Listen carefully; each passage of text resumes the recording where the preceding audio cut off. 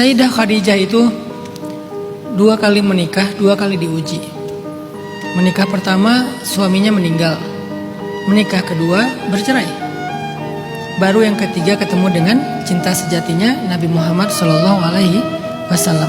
Jadi bukan kita yang menentukan akan diuji dengan ujian apa dan akan diuji berapa kali dalam hidup kita. Allah yang menentukan dan Allah punya alasan untuk itu. Dan bukan kita doang yang digituin, orang-orang yang lebih soleh dari kita pun digituin. Khadijah itu perempuan sempurna di muka bumi cuma ada 4. Asia, Maryam, Khadijah, Fatimah, perempuan sempurna. Tapi ternyata keempat perempuan sempurna ini ujiannya juga luar biasa. Asia diuji dengan suaminya yang Fir'aun itu kan, sampai meninggal di tangan suaminya. Maryam diuji dengan gak punya suami, hidup sebatang kara, jadi yatim sejak kecil, harus hamil gak punya suami, difitnah, dan seterusnya. Fatimah juga kayak gitu, diuji dengan harus jadi ibu bagi ayahnya, karena ketika ibunya meninggal Khadijah, dia yang menggantikan Khadijah bagi ayahnya, merawat ayahnya, mendukung ayahnya, membela ayahnya, membantu ayahnya, plus lagi diuji dengan punya suami sesibuk Ali, punya suami miskin, sibuk, dakwahnya luar biasa juga. Jadi Fatimah, Maryam, Asia, orang-orang istimewa yang diuji dengan istimewa juga. Apalagi Khadijah. Dalam bab perasaan, Khadijah diuji dengan 2 kali pernikahan yang gagal. Apakah Khadijah ini punya dosa? Apakah di ujian yang pertama nilai Khadijah jelek sehingga diulang lagi untuk yang kedua? Enggak, bukan masalah itu. Tapi mungkin dia terlalu istimewa sehingga diberikan ujian lebih daripada yang lain. Dan berharaplah semoga jawabannya sama. Mungkin kita menurut Allah adalah seorang perempuan yang istimewa, sehingga Allah berikan kita ujian yang mirip dengan ujian Khadijah, yang mirip dengan ujian Fatimah, mirip dengan ujian Asia. Asia sih berat banget sih ya. Ya udah Maryam aja lah. Kalau Asia kan ujungnya kan ngeri banget ya. Walaupun husnul khatimah, meninggal di atas tiang salib dalam keadaan tersenyum.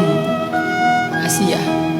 Jadi bukan tentang kayaknya aku gagal dari ujian pertama, makanya diulang lagi di ujian kedua. Kalau gagal lagi yang ketiga, gagal lagi yang keempat. Belum tentu itu jawabannya. Belum tentu itu. Sehingga kita jadi kayak underestimate terhadap diri kita sendiri. Terus kita ngerasa gak pantas. Bukan itu. Coba lihat dari sisi kasih sayang Allah. Karena ujian adalah love language-nya Allah kepada hamba. Kenapa kok love language-nya tuh ujian? Karena dengan ujian Allah tuh pengen ngangkat derajat kita. Dengan ujian Allah tuh pengen membawa kita ke sebuah gelar.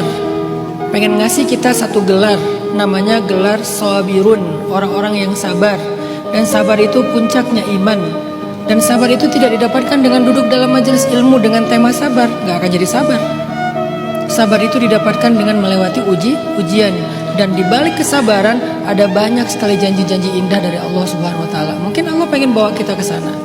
Mungkin Allah pengen ngasih kita gelar sabar itu. Kayak di dunia kita kayak dikasih gelar S1, S2, S3, profesor.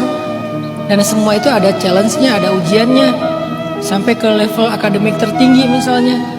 Begitu juga dalam karir, kita dikasih ujian, kita disuruh ikut pelatihan, baru naik jabatan. Selalu kayak gitu. Maka Allah juga mencintai kita dengan ngasih kita ujian khusus, program khusus, pelatihan khusus, lewat ujian-ujian hidup supaya kita dikasih gelar yang istimewa dan khusus juga. Jadi kalau Mbak ngerasa saya diuji 2 kali dengan ujian yang hampir mirip, ya berarti 2 kali mau diangkat derajatnya oleh Allah. Dan kalau bisa dilewati, siapa tahu itu akan membawa kita kepada sebuah janji yang 2 kali lipat lebih istimewa daripada yang lainnya. Lihat dari sisi itu sehingga selalu berbaik sangka sama Allah, selalu termotivasi untuk ngejalanin hidup walaupun gak mudah pastinya. Walaupun gak mudah, tapi gak nyerah. Memang gak mudah, tapi jangan nyerah. Allahu a'lam. Berbahagialah kalau Mbak diuji dengan perasaan. Kalau itu berhubungan dengan pasangan, maka Mbak diuji dengan ujian yang pernah dialami oleh Bunda Khadijah yang mulia. Allahu a'lam.